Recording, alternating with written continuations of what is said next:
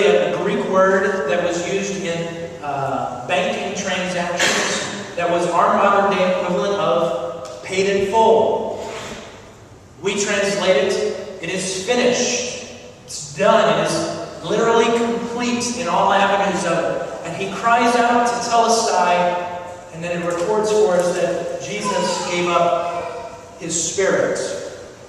It wasn't long after that, because it was the day before the Sabbath that the Jews began to say, listen, it's a shameful thing to have Jewish men hanging on crosses for the Sabbath. We need to get them down. We need to get them off. And we need to hurry this thing along. So the two thieves that were on Jesus' side, one to his right, one to his left, if the best way to make sure that somebody dies quicker in crucifixion, if they're going to die from asphyxiation, is to make sure that they can't push up. And so, what happens to the thieves on one side and the other side? They break their legs. They go through with a large mallet-like club, and they would actually break their legs so that you could not physically push up against yourself to be able to inhale and breathe in. And so, that's what they did for them. Yet when they went to Jesus to do this very same thing, they found that he was dead. Now, I do find it very interesting that prophesied about Jesus in his manner of death, David in the Psalms said that not one of his bones would be broken. That's an interesting thing, I think. And so, to make sure that he was dead, the Roman centurion, and again, remember, these Roman soldiers are much like our soldiers today. They're not trained for, being nice. They're trained for one purpose: to kill. That's what you're trained for. So this Roman soldier took a spear, and to make sure that Jesus was dead, it says that he plunged his spear into his side, and simultaneously two things flowed: what? Blood and water. Now, at this time, they had really no knowledge of internal medicine. It was not something that they were very well versed in. There wasn't schools of internal medicine that you have. But if you were to take that story and blank out the scenarios of, maybe say it was a crime scene, bring it to a modern day internal medicine doctor and ask him this question: is it possible for blood and water to flow simultaneously from a dead body? His answer would be this: absolutely. In this case, absolutely. What would happen is the amount of stress that would happen would cause the heart to rupture its outer membrane, filling with a clear liquid substance, and it would happen such to the place that the heart itself would actually rupture and cease to beat. And there would be an internal filling of blood on the inside of the heart, and around the heart, around the membrane of the heart, would be a clear water-like substance surrounding the heart. And the only way that this process could actually happen is if both of those membranes were ruptured. Let me ask you a question, and even in modern day life, if you get stabbed through the heart, do you live? No. He's dead. Not only that, a man who has literally lost almost every drop of blood in his body, has had a spear pierce his heart. When they determine that he's dead, they take him off the cross. There was a guy by the name of Joseph who goes and asks for permission to take his body, lay it in his own tomb. They lay some 100 pounds of spices and herbs on the body in a preserving type of fashion. Now think with me for a moment, somebody that has been through this kind of stuff, if they somehow have made it, and they have 100 to 150 pounds of herbs and spices placed on their chest, you think they're like doing well at this point in time? Like, even if they didn't pass out, you don't even have enough energy to stay awake.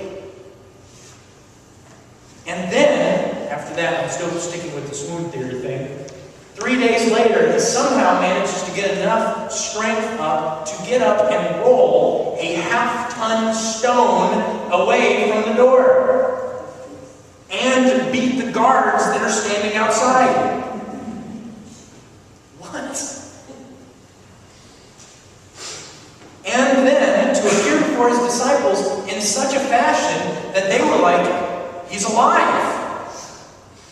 Not like, like he's barely alive. Like, hey guys, I'm here. I'm alive. No way, man.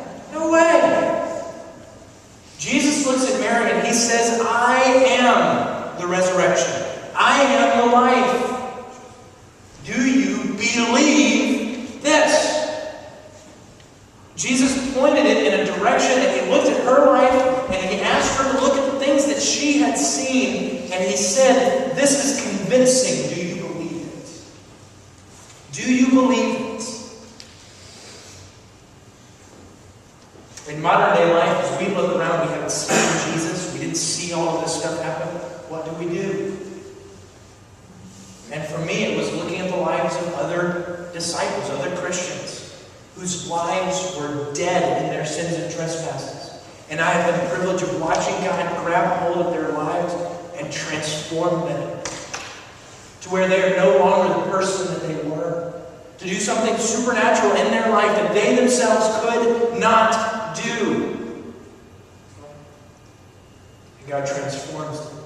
Jesus asked the question, do you believe this? It is convincing.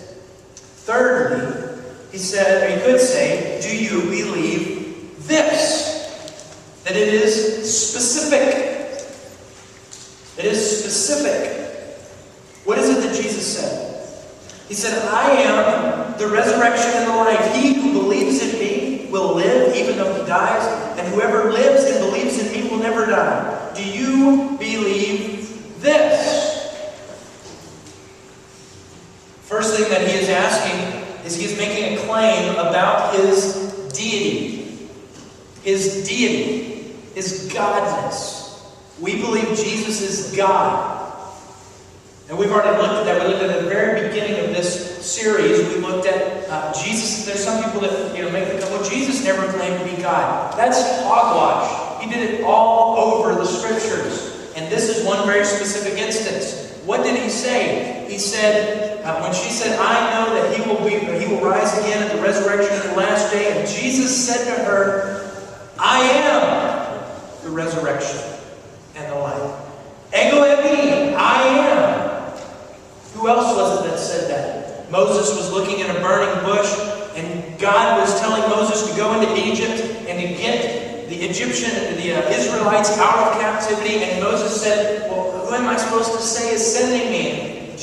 God responds, tell them, I am sent me.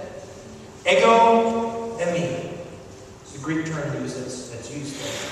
Jesus used it several times in definition of himself. In fact, there was one place where he said, before Abraham was, ego eimi, I am. And the Pharisees went to pick up stones to stone him because they believed that he was blaspheming, calling himself God. They believed that he was claiming to be God.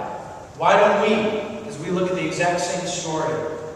Jesus, when he was saying this being a very specific thing, he said, my claim about divinity is this. Do you believe this? I am. Do you believe that I am God? Do you believe that I am who I say I am? That I am the Son of God? That I am the Redeemer? That I am the Christ who was prophesied of before old? I am the Savior of the world. Do you believe this?